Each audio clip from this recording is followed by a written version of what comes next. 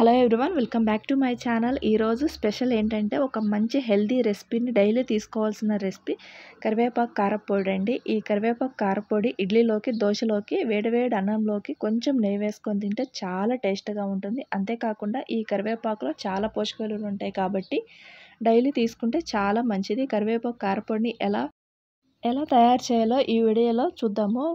ఇక్కడ వచ్చేసేసి నేను ఫ్రెష్గా అప్పుడే కోసిన కరివేపాకునైతే తీసుకున్నానండి. దీన్ని కాడలు లేకుండా మంచిగా ఒలుచుకొని ఒక డబ్బాలోకి అయితే పెట్టుకోవాలన్నమాట. తర్వాత దీన్ని నీట్గా వాష్ చేసేసుకొని తడి ఏమి లేకుండా ఆరబెట్టుకోవాలి. తర్వాత స్టవ్ ఆన్ చేసుకొని ఒక 2-3 టేబుల్ స్పూన్ ఆయిల్ వేసుకోవాలి. ఆయిల్ కొంచెం హీట్ అయిన తర్వాత కారంను తగ్గట్టుగా ఎండుమిరపకాయలు అయితే వేసుకోవాలి. 10 లేక 15 ఎండుమిరపకాయలు అయితే వేసుకోవాలి. ఎండుమిరపకాయలు అనేది ఇలా తుంచకుండానే అట్లా గింజలతోనే వేసేసుకోవాలి. తర్వాత ఈ ఎండుమిరపకాయలు మాడిపోకుండా మంటని సిమ్లో పెట్టుకొని ఎండుమిరపకాయలు ఫ్రై చేసుకోవాలి. తర్వాత ఇవి మంచిగా ఫ్రై అయిన తర్వాత ఒక ప్లేట్లోకి అయితే తీసుకొని పక్కన పెట్టుకోవాలి. తర్వాత అదే ప్యాన్లోకి ఆయిల్ ఉంటుంది కాబట్టి ఆయిల్ ఏమీ వేసుకోవాల్సిన అవసరం లేదండి. తర్వాత ఒక 3 టేబుల్ స్పూన్ పచ్చిశనగపప్పు వేసుకోవాలి. ఇక్కడ వచ్చేసి నేను చిన్న స్పూన్తోనే వేస్తున్నాను కాబట్టి 3 టేబుల్ స్పూన్ వేసుకున్నాను. పెద్ద స్పూన్ అయితే 2 స్పూన్ల పచ్చిశనగపప్పు అయితే వేసుకోవాలి. పచ్చిశనగపప్పు అనేది మంచిగా కలర్ వచ్చే వరకు ఫ్రై చేసుకోవాలి. ఈ పప్పులు కొంచెం ఫ్రై అయిన తర్వాత దీంట్లోకి వచ్చేసి 2 స్పూన్ల మినపప్పునైతే వేసుకోవాలి. మినపప్పు కూడా మంచిగా ఫ్రై చేసుకోవాలి. ఇలా ఫ్రై అవుతున్న ఈ పప్పుల్లోకి వచ్చేసి 1 స్పూన్ ధనియాలు కూడా వేసుకొని ఒకసారి బాగా కలిపేసుకొని తర్వాత 1 స్పూన్ జీలకర్ర కూడా వేసుకొని మంచిగా ఫ్రై చేసుకోవాలి. తర్వాత ఈ ఫ్రై అయిన ఈ పప్పుల్లోని ఒక ప్లేట్లోకి తీసుకొని పక్కన పెట్టుకోవాలన్నమాట.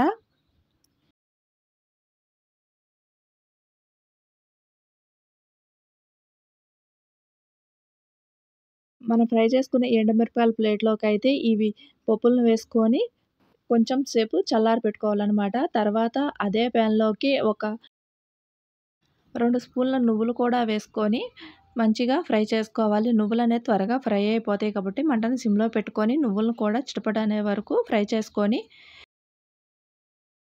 మనం ఫ్రై చేసుకున్న ఎండుమిరపకాయలు ఈ పప్పులో కలిపిన ప్లేట్లోకి అయితే ఈ నువ్వులను అయితే వేసుకొని ఇవి కూడా చల్లారి పెట్టుకోవాలన్నమాట. తర్వాత అదే ప్యాన్లోకి కొంచెం ఆయిల్ వేసుకొని ఒక 2-3 టేబుల్ స్పూన్ ఆయిల్ వేసుకొని మనం కడిగి ఆరబెట్టుకున్న కరివేపాకునైతే వేసుకొని కొంచెం సేపు ఫ్రై చేసుకోవాలి.